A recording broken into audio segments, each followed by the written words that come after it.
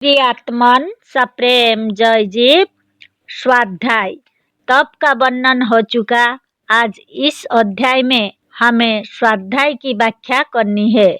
योग नियमों के 5 प्रकार में से चौथा प्रकार स्वाध्याय है। यह इसीलिए कहा है कि जिसका वर्णन योग नियमों में है उस स्वाध्याय का संबंध भी योग से ही होगा। यह प्रथम ही सोच लेना चाहिए। स्वाध्याय में 2 पद है, स्व और अध्याय। स्व अध्याय यह दोनों शब्द मिलकर संधि के नियम अनुसार स्वाध्याय हो जाते हैं। अध्याय यह शब्द ध्यय चिंतायम धातु टू थिंक ऑफ से बना है। अतः अध्याय का अर्थ है विचार, कंसिडरेशन, सोच, मनन, चिंतन, रीडिंग और पाठ, लेसन। स्व का अर्थ है अपने आप, वंस ओन, अपना निज, स्वस्व। अध्याय स्वाध्याय अपने आप का पाठ स्वाध्याय है। स्व और अध्याय यह दोनों शब्द भारत में खूब प्रचलित है। प्रत्येक कथावार्ता और पुस्तक में अध्याय है। स्व का भी स्वदेश, स्वजाति, स्वराज और स्वार्थ आदि शब्दों के साथ खूब उपयोग होता है। अतः अब स्वाध्याय का अर्थ साफ हो गया। स्वाध्याय का अर्थ है अपने आप को पढ़ना अथवा अपने से अपनी आत्मा का विचार करना। अतः स्वाध्याय का अर्थ है आत्मचिंतन, आत्मविचार और आत्मज्ञान। हम कौन हैं और हमारी कितनी शक्ति है, इस पर विचार करना स्वाध्याय है। अथवा ऐसी पुस्तकों को पढ़ना जिसमें आत्मा की अपार और अनंत शक्तियों का वर्णन हो, वह भी स्वाध्याय है। सच्ची बात यह है कि अपार और अनंत शक्ति वाली वस्तु अपनी आत्मा है। विचार करने से मालूम होगा कि सारी सृष्टि आत्मा की बनाई हुई है। आत्मा में वह शक्ति है और इसे कैसे काम लिया जाए इसका वर्णन पूर्ण रूप से यहाँ नहीं हो सकता। स्वाध्याय के लिए हमारी रची हुई वेदांत सिद्धांत और आत्मबल और मनोबल, सत्य, सुंदर और स्वतंत्र विचार आदि पुस्तकों का पाठ आवश्यक होगा। इन्हें आप ज्ञान शक्ति प्रेस गोरखपुर से मंगा सकते हैं। आत्मा की शक्ति जान लेने पर आप बिना औषधि के निरोग, स्वस्थ, सुंदर, बलवान हो सकते हैं। इस आत्मा की अनंत शक्तियों का प्रयोग करना यदि आप सीख ले तो निरोग ही नहीं, अपने शरीर को अमर भी बना सकते हैं। निरोग होने का अद्भुत उपाय और शरीर से अमर नाम की पुस्तकों में ही समझाया गया है।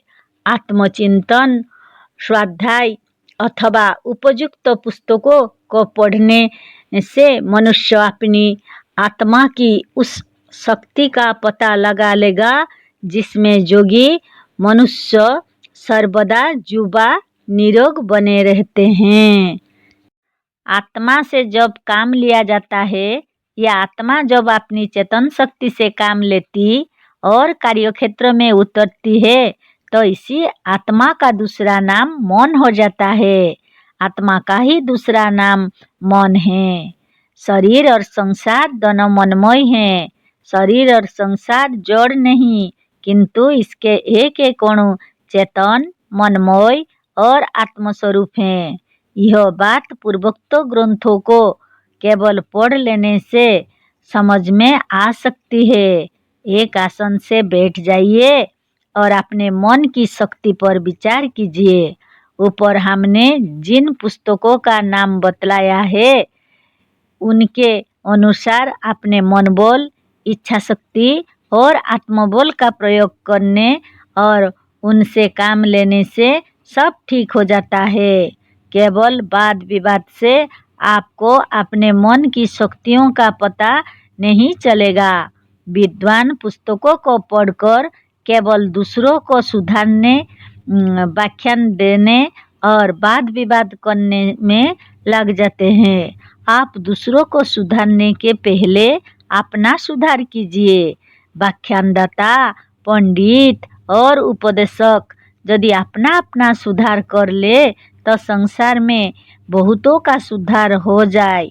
मन में अपार शक्ति है, पर जब तक उससे काम ना लिया जाए वह पृथ्वी में गड़ी हुई लक्ष्मी की तरह बेकार है। मन में काम लीजिए। यदि आपके शरीर का कोई अंग दुर्बल है तो उसे नित्य आज्ञा दीजिए कि वह ठीक हो जाए। बस वह ठीक हो जाएगा। जैसे शरीर को आज्ञा देते हैं उसी तरह शरीर के उस अंग को आज्ञा दीजिए। शरीर का रोगी, दुर्बल और बेकार अंग ठीक हो जाएगा। जैसे शरीर को आज्ञा देते हैं उसी तरह अपने मन से भी कहिए कि शरीर के उस अंग को ठीक कर दो, वह ठीक कर देगा। मन को मित्र की तरह भी समझा कर कहा जा सकता है। कहीं दर्द है या शरीर के किसी अंग में कोई रोग है तो उस अंग को पकड़िए, धीरे से ठोकिए और जिस तरह से सोते हुए मनुष्य को जगाते हैं उसी तरह से धीरे से जगाइए। उस अंग से कहिए, उठो, जागो, सुस्ती छोड़ो, काम करो और अच्छे हो जाओ। देखो अब हम यहाँ पर आ गए, तुम्हें बोल दे रहे हैं, उठो और अच्छे हो जाओ। मन से कहिए, देखो यहाँ आओ, यहाँ विशेष रूप से आओ और इस अंग को अच्छा कर दो। बस यही साधन है। मन से काम लेने का यही तरीका है।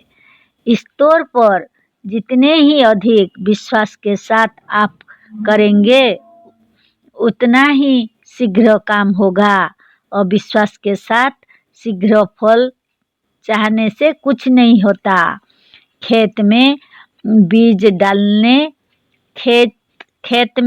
डालते ही वह नहीं जमता। बीज डालकर विश्वास के साथ खामोश रहिए, खेत को नित्य देख आइए, उसकी रक्षा कीजिए। डाला हुआ बीज समय पर अवश्य उगेगा। बीज डाला और 1 घंटे तक ना उगा तो उसे उखाड़ कर फेंक देना लड़कपन है। जैसे हमारे हाथ और पैरों मन के इशारे पर फैलते और सिकुड़ते हैं, उसी तरह शरीर के भीतर रक्त का एक एक कण भी मन के इशारे पर काम करता है। मन के विचलित होते ही यह मन तो क्रोध होने पर खोलने लगता है, आँखें लाल लाल होते हैं और प्राणवायु तथा हृदय वेग के साथ चलने लगता है। शरीर रूपी ब्रह्मांड में तूफान आ जाता है और कभी कभी महाप्रलय मच जाता है। अब सोचना यह है कि क्षण भर में शरीर के भीतर इतना उथल पुथल किसने मचा लिया? किसी औषधि में या किसी देवता या मनुष्य ने? उत्तर यही मिलेगा कि किसी दूसरे ने नहीं, केवल अपने मन ने। अपनी आत्मा या अपने मन का प्रभाव केवल शरीर पर भीतरी ही नहीं पड़ता, किंतु इस मन का प्रभाव बाहर के संसार पर भी पड़ता है। जैसे मन के क्रोध विकार का प्रभाव केवल शरीर पर ही नहीं पड़ता, किंतु बाहर के संसार पर भी पड़ता है। इस क्रोध का प्रभाव बाहरी संसार पर इतना पड़ा है कि बड़े बड़े वंश, बड़ी बड़ी जातियां और बड़े बड़े देश तबाह हो गए। यह मन जिस तरह भीतर क्षण भर में महाप्रलय मचा सकता है, उसी तरह बाहर भी मचा देता है। शरीर और संसार के एक एक अणु मन के बनाए हुए और मन के अधीन है। मन में अद्भुत और अनंत बल है, इससे काम लीजिए। निर्धनता, अज्ञानता, दरिद्रता, पराजय और सब तरह की विपत्तियां मनोबल द्वारा दूर हो सकती हैं। अतः इस आत्मबल और मनोबल पर सोचना और विचार करना बहुत ही आवश्यक है। हम कौन हैं, इस बात पर मनन करते ही इन सब बातों का क्रमशः एक एक करके पता लगाने लगता है। योग में इसी को स्वाध्याय कहते हैं। स्वाध्याय योगियों का एक नित्य कर्म है, इसे नित्य करना चाहिए। इसका फल योग दर्शन में भी लिखा हुआ है। स्वाध्यायात इष्ट देवता संप्रयोगः। योग दर्शन पाद 2 सूत्र 44। इसका अर्थ यह है कि स्वाध्याय से योगी अपने इष्ट देवता से काम ले सकता है। योगी के इष्ट देवता कौन है, इसका उत्तर योग दर्शन में ही मिल जाएगा। योग शास्त्र का पहला सूत्र है अथ योगानुशासनम, दूसरा है योगश्चित्तवृत्ति निरोध, और इसके बाद कहा है तदादष्टु स्वरूपे अवस्थानम। इसका अर्थ यह है कि अब हम योग का वर्णन करते हैं। योग चित्त की वृत्तियों के निरोध को कहते हैं, और चित्तवृत्ति निरोध रूप योग के करने से योगी अपने स्वरूप में अर्थात अपनी आत्मा में स्थित होता है। इससे योगी अपनी आत्मा का ज्ञान प्राप्त करता है और अपनी आत्मा का साक्षात्कार करता है। योगी का इष्ट देव ऊंचे का देवता गढ़ी पर की देवी, डीहो के डिभार और पीपल पर का भूत नहीं होता। वो ना मंदिर में रहता है ना मस्जिद में। चर्च से भी उसका कुछ मतलब नहीं है। योगी का इष्ट देवता अपनी आत्मा है। योगी का ही नहीं, सबका इष्ट देवता उनकी आत्मा है। सबसे अधिक प्यारी वस्तु और सबसे अधिक प्यारे पदार्थ को इष्ट कहते हैं। सच्ची बात यह है कि मनुष्य को अपनी आत्मा से बढ़कर कोई दूसरी वस्तु प्यारी नहीं है। काम करते हैं आत्मा के लिए, पढ़ते हैं आत्मा के लिए, व्यापार और नौकरी करते हैं तो अपनी आत्मा के लिए ही नहीं, ईश्वर की पूजा, भजन, दान और पुण्य सब अपनी आत्मा के लिए किया जाता है। अतः योगी का ही नहीं, सबका इष्ट देवता, सबसे अधिक प्रिय देवता अपनी आत्मा है। और स्वाध्याय से इसी इष्ट देवता का संप्रयोग होता है, साक्षात्कार होता है, मेल होता है और ज्ञान होता है।